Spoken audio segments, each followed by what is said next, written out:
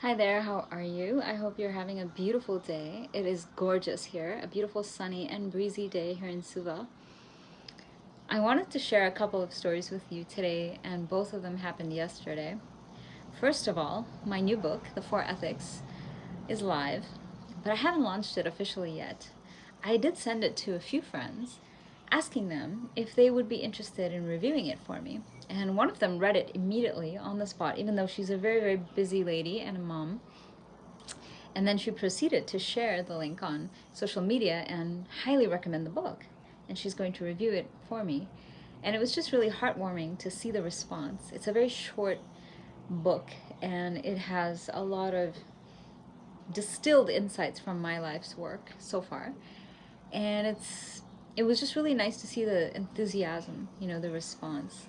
So thanks to my dear friend for reviewing it and for sharing it and for being so excited and enthusiastic about it. I am launching the book officially on October 31st to coincide with the full moon and what it means in the evolution for humanity at this time. So that's one thing I wanted to share with you. And then the second thing is that yesterday I was extremely productive.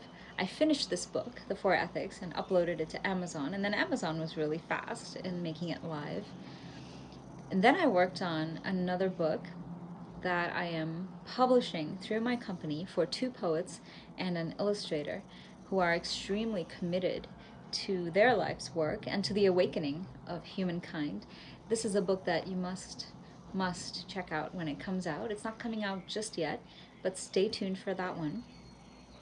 And then I worked on another one of my books that I'm co-authoring with the rest of my family, my parents and my brother.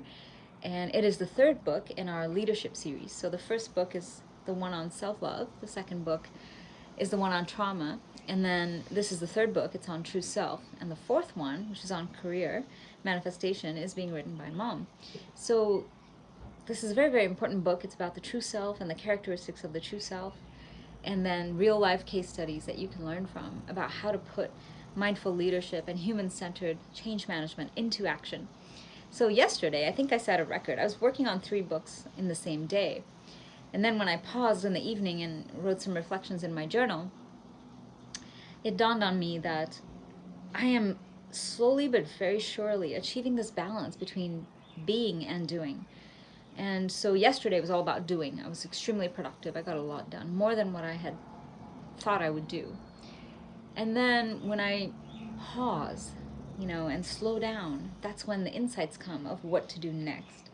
And so, many of the great inventors in the world talk about being in a dreamlike state or being idle or otherwise being still when insights come to them. And it's the same for me, when I'm sitting down on the bed after brushing my teeth, before putting my socks on, that's when the insight comes for how to amend a particular section of a particular chapter of a particular book. And that's what happened for the Four Ethics. There was something missing in one of the chapters. And when I was sitting there, just for a moment, before I grabbed my socks to put on to go out, that insight plopped into my brain, and I quickly went and wrote it down so that I could update the book. This happened a few days ago. The insight for the book came on October 5th, right when I went to bed. So I was lying in bed, I was doing my cleaning technique to clean out the day's accumulation of thoughts and such. And boom, the insight just popped into my mind, and I had to get up and write down the 4 chapter titles for the book. And then there it was. So as we start to remove our trauma and we become more liberated, we start to channel this endless creativity, and we become prolific.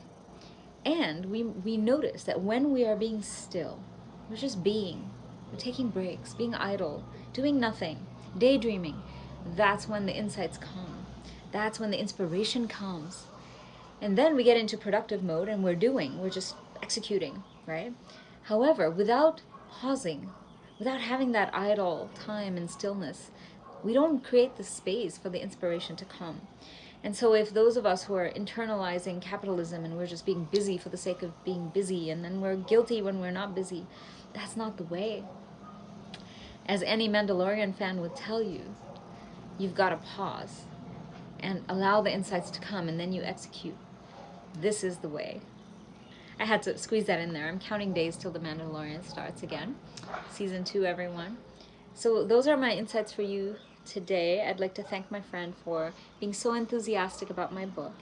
And I am just interested to share with you this balance, this ebb and flow between being still, allowing inspiration to touch you the way the butterfly touches the flower when the flower is still, and then going off and producing everything that the flower produces.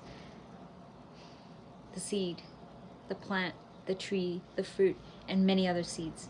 So I believe that I'm in that mode now. I've just finished my 21st book, and I've got 3 others. One is planned for December launch, one is planned for January, and another in March. That's the plan, but unplanned things also happen. Like this book was unplanned. It just showed up, and it was ready, and it knew what it wanted to be. As many of my books are. They all arrive in this way. So think about this today. Are you cultivating a balance between being still, and doing your life's work?